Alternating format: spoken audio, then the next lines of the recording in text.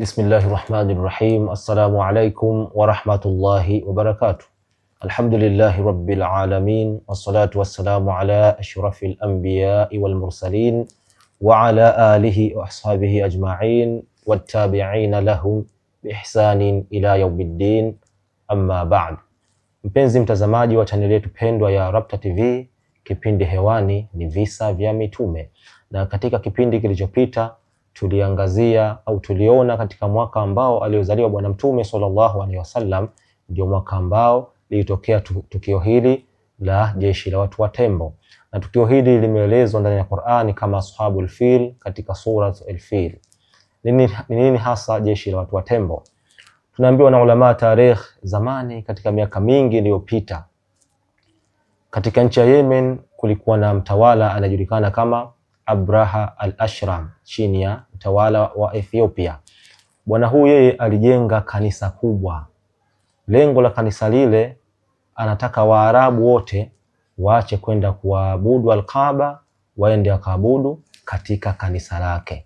Kwa hiyo katika kipindi kile kulitokea na bwana mmoja katika Waarabu, yeye akaenda kulichafua kanisa lile kwa lengo la kuharibu ule mpango wa Abraha kwa Waarabu wote waache kwenda al-Kaaba, waende kuabudu katika kanisa lake. Baada Abraha al-Ashram kutokea tukio lile la kuchafuliwa kanisa lake, akaweka ahadi kuwa, akaapa kuwa nitaenda kuivunja al-Kaaba kwa mikono yangu. Kweli Abraha aliandaa jeshi kubwa. Jeshi lile ndani yake kulikuwa na tembo mkubwa, akidhamiria kuja katika mji wa Makka kuja kuvunja al-Kaaba. Naam, Abraha alikuja mpaka katika mji wa Makka, lakini alipofika katika mji wa Makka, moja kwa moja kwanza alianza kupora mali za watu. Akawa anapora ngamia wa watu. Inasemekana kuwa alipora ngamia 200 wa mzee Abdul Muttalib, babu yake Bwana Mtume Muhammad sallallahu alaihi wasallam. Abraha baada ya kupora ngamia wale 200 wa babu yake Mtume akaamua, aliomba kwenda kuzungumza na Abraha. Kweli ile Abraha mfalme alikubali kuzungumza na mzee Abdul Muttalib. Pindi mzee Abdul Muttalib anakuja, maana tunaambiwa mzee Abdul Muttalib alikuwa na sura nzuri, alikuwa ni mwenye kuheshimika, alikuwa ni mwenye kuthaminiwa pale Maka. Kwa hivyo ile ikapelekea Abraha naye mfalme kumthamini mzee Abdul Muttalib, akampokea kwa heshima kubwa kwa ajili ya mazungumzo. Mazungumzo alipoanza, Abraha alimuuliza mzee Abdul Muttalib, shida yako kubwa ni nini? Mzee Abdul Muttalib akamwambia kuwa mimi shida yangu, ninahitaji ngamia wangu 200 uliowachukua. Abraha alishangaa sana na akasema, kwa hili nimekudharau. Ulivyokuja nilikuheshimu sana, nilikuona kuwa ni mtu wa maana, lakini unakuja hapa baada ya kuzungumza hii nyumba na kuja kuivunja leo al-Kaaba, unakuja hapa unazungumza kuhusiana na ngamia 200 hawa. Kwa kweli nimekudharau sana.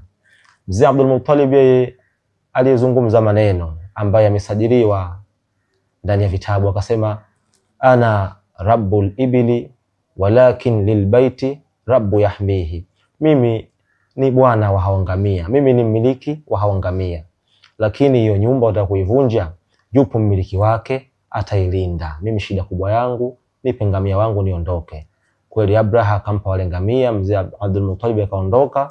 Lakini Abraha akasema kuwa mimi nitaivunja nyumba hii na hakuna wa kunizuia. Kweli mzee Abdul Muttalib akaondoka na watu wake, wakaenda pembeni wanaangalia namna itakavunjwa al-Kaaba.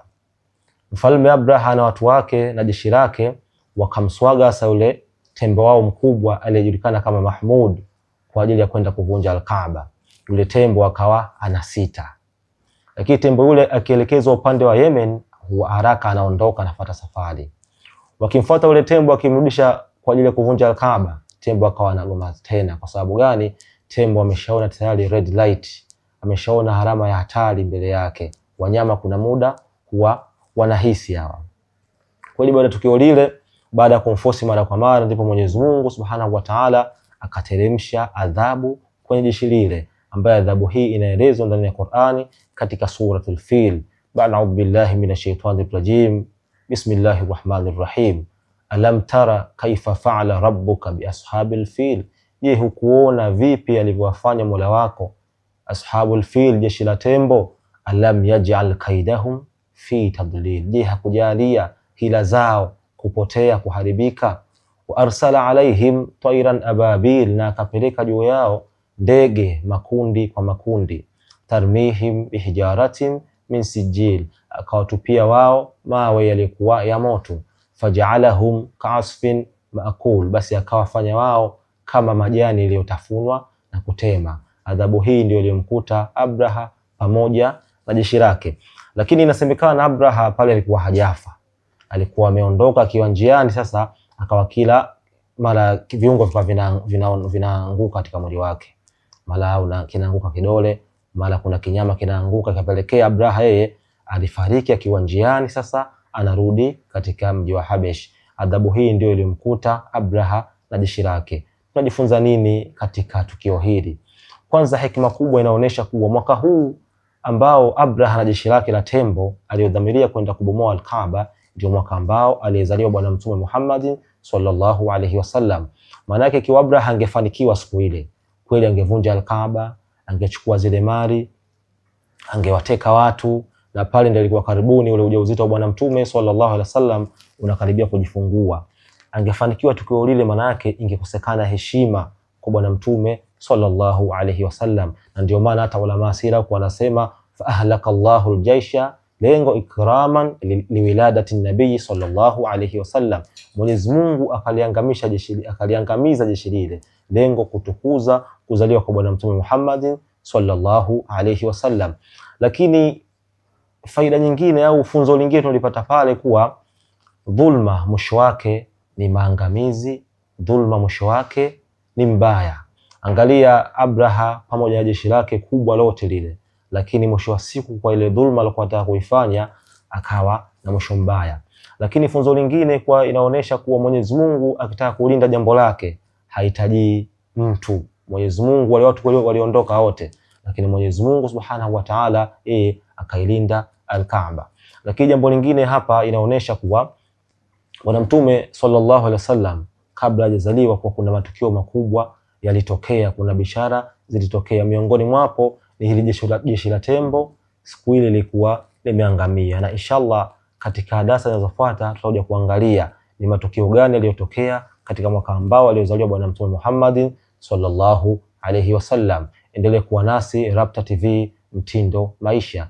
Usisahau kusubscribe, kucomment, kushare ili upate mafundisho mbalimbali. Wassalamu alaikum wa rahmatullahi wa barakatuh.